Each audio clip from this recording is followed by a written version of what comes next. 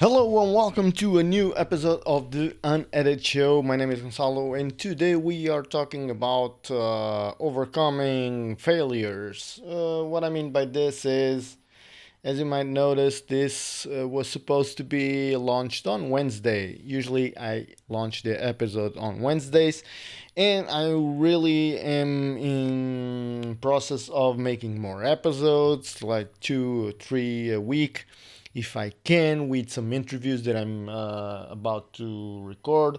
And about that, I'm sorry for the people listening in Matchmaking FM. I don't know, this is not sponsored and anything, but that website alone has made so many people come in contact for to participate in the interviews in the podcast, and I haven't been able to talk and to message because I'm having this crazy week of work. I haven't even been able to do my morning routines that allow me to be more focused, more concentrated, more active, more everything.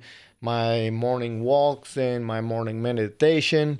But overcoming those failures is by looking at them and not seeing them as like a really big issue. I know I'm having this week that I can't do, and even the next week it's going to be hard.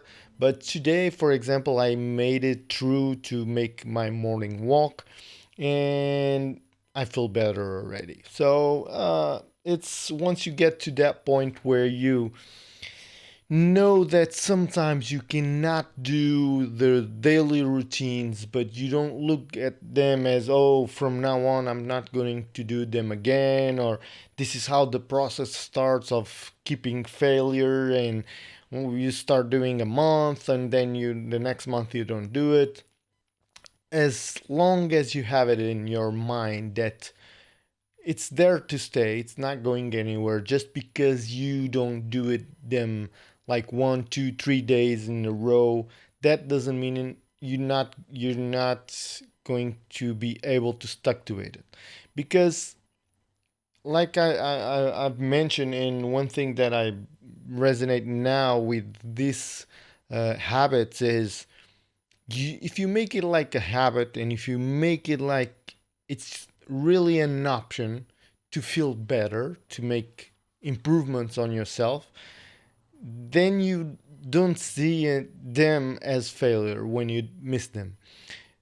What I mean is, if you know, like, and I heard this guy talking about soccer. Some journalist was asking in an interview, how do you consider this year a failure?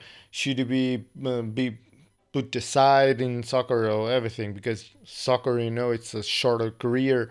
And he was asking that, and the guy gave like a really good answer, that he was saying, well, if you at your job, journalist, do you get promoted every year, every time you make a new interview or make a new subject, you new post, whatever it is, you write a new article, do you get promoted after that? Do you always get promoted everything you do?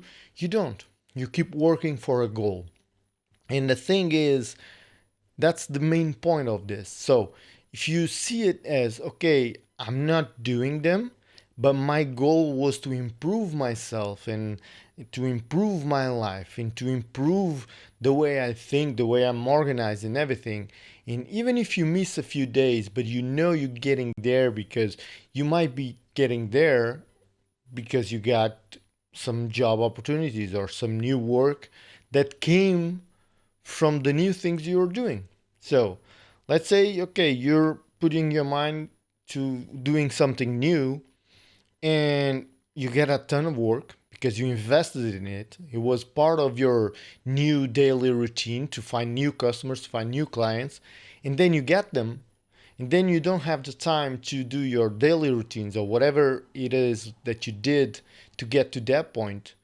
You don't have to see it as a failure because you're not doing it. You're still having the fulfillment of the things you've done before to get to that point. So that's how I feel that my life is a little bit like now. I'm really doing a lot of projects and I'm really focused on them. Sometimes I do have days that I'm not as focused, that I might be a little more procrastinating or whatever, but the things that I did to change, to beat procrastination, to beat not to beat, but just to improve myself. If you guys work on yourselves like you work on any other project, you want to make it to be better, to be a new goal, to set new goals, whatever it is. If you keep improving, and there's always room for improving, and that's the one thing that I want to leave you guys with, that I've been watching some of the people around me, and one thing that I said, you got to be open to change. And if you're not open to change, you're not going to change. You're not going to improve yourself because you might not even think that you need improvement. Everyone needs improvement. Everyone has some parts of their life that they need improvement. It's a stepping stone kind of thing, your life. You're always learning new skills, new things. If you really enjoy to learn new skills like I do, I'm always having stuff that I want to get my mind on so I can learn a new skill, whatever it is. But still, if you even if you're not like that, if you just open yourself a little bit to change, let's just do one thing simpler. Let's say you say that you go out to dinner and you don't like sushi. And you might not like sushi because the taste is not really good, but have you really tried sushi in the best way?